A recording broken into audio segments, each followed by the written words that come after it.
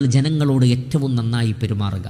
പണ്ഡിതന്മാർ ഖുലുഖുൻ ഹസൻ എന്നതിന് കൊടുത്തിട്ടുള്ള ഏറ്റവും ചെറിയൊരു ഡെഫിനിഷൻ എന്താണെന്ന് ചോദിച്ചാൽ, നിന്നോട് മറ്റുള്ളവർ എങ്ങനെ പെരുമാറണമെന്നാണോ നീ ആഗ്രഹിക്കുന്നത്, അതേപോലെ നീ മറ്റുള്ളവരോട് പെരുമാറുന്നതിനാണ് ഖുലുഖുൻ ഹസൻ എന്ന് പറയുന്നത്. ഇത് ജാമിഉം മാനിയുമായ ഒരു ഡെഫിനിഷനാണ്, ഒരു തഅരീഫാണ്.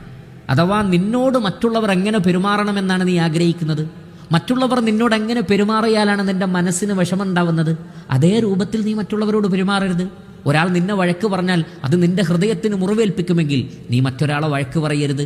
വേറൊരാൾ നിന്നെ അർത്ഥം വെച്ചുകൊണ്ട് വല്ലതും പറഞ്ഞാൽ അത് നിൻ്റെ മനസ്സിന് മുറിവേൽപ്പിക്കുമെങ്കിൽ നീയും അർത്ഥം വെച്ച് മറ്റൊരാളെ പറയരുത്. നിൻ്റെ ഗീബത്തോ നിൻ്റെ നമീമത്തോ മറ്റൊരാൾ പറയുന്നത് നീ ഇഷ്ടപ്പെടുന്നില്ലെങ്കിൽ മറ്റൊരാളുടെ ഗീബത്തും നമീമത്തും നീ പറയരുത്. ഇങ്ങനെ തുടങ്ങി തനിക്ക് താൻ എന്താണോ ഇഷ്ടപ്പെടുന്നത് അതേ മറ്റുള്ളവർക്കും ഇഷ്ടപ്പെടാവൂ. അപ്പോഴാണ് ഒരാളുടെ ഈമാൻ പൂർത്തിയാകുന്നത്. ലാ യുഅ്മിനു അഹദുക്കും ഹത്താ യുഹിബ്ബ ലി അഖീ മാ യുഹിബ്ബു ലി നഫ്സിഹി. നിങ്ങൾ നിങ്ങളുടെ സഹോദരന് നിങ്ങൾക്ക് എന്താണോ ഇഷ്ടപ്പെടുന്നത് അത് ഇഷ്ടപ്പെടാത്ത കാലത്തോളം നിങ്ങളുടെ ഈമാൻ പൂർത്തീകരിക്കപ്പെടുകയില്ല.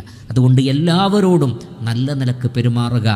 റസൂലുള്ളാഹി സല്ലല്ലാഹു അലൈഹി വസല്ലമ ഈ ഹദീസിലെ വാക്കുകളെ ജംഉ ചെയ്തെടുത്തുള്ള ഫവായിദുകളിൽ ഉലമാക്കൾ പറഞ്ഞത്, ഇവിടെ ഇത്തഖില്ലാഹ ഹൈസുമാ കുൻത് എന്ന് പറഞ്ഞു.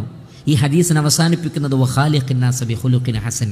അവിടെ ഉലമാക്കൾ പറയുന്നൊരു കാര്യമുണ്ട്, സൽസ്വഭാവമില്ലാത്ത ഒരാളുടെ തഖ്വ അയാൾക്ക് ഉപകാരപ്പെടുകയില്ല.